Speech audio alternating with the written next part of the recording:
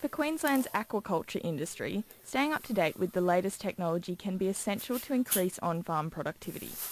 The recently developed Prawn Farmers Digital Skills Hub is an online resource which aims to help farmers operate more efficiently, and it's being introduced to the industry through a series of workshops across the state.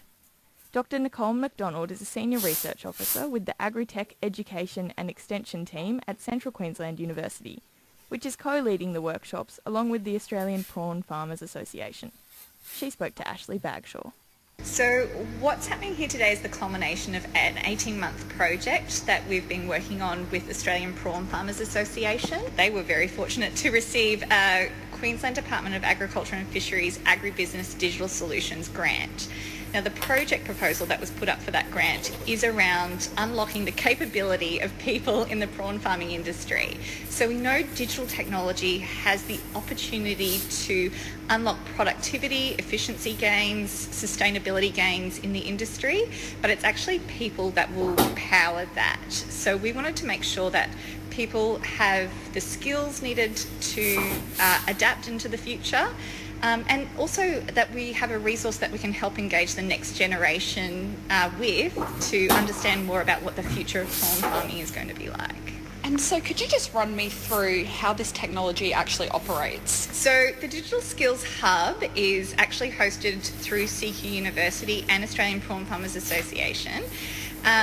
It consists of 3 modules that look at unlocking digital capability, so digital literacy, technology operation, and data management, data literacy skills there as well. So we've built this module really based on the prawn farming context. We know we could try and engage people in digital skills development, but unless it has that context around it, it's kind of meaningless. So we've developed a module around water quality technology, digitalising data collection, and finally an overview of just digital aquaculture, what's coming down the pipeline and what businesses might need to be aware of to be ready to adapt for the future.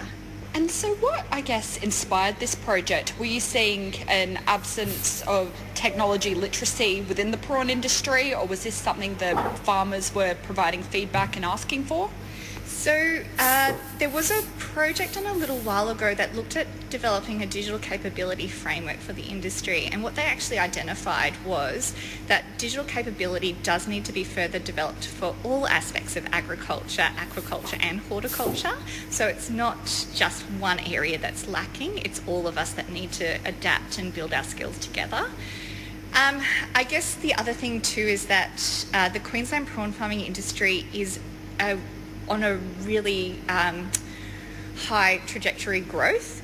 The potential for aquaculture in Queensland is huge, and with that it carries huge economic impacts for the area as well. Technology development is all well and good, but it's humans that will need to be able to work that technology that is kind of that link between us taking what's possible to what is probable in terms of the future of work. That's CQU Senior Research Officer Nicole McDonald. Steve Harrison is the Training and Development Manager for the major seafood company Tassal Prawn Division, which is based in Proserpine. He understands the importance of increasing the uptake of new technology within the Australian prawn industry.